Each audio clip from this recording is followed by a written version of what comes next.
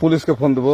Please আমাকে ক্ষমা করে দাও, প্লিজ প্লিজ আমাকে ক্ষমা করে দাও, প্লিজ প্লিজ। কেটা আম পড়েছে?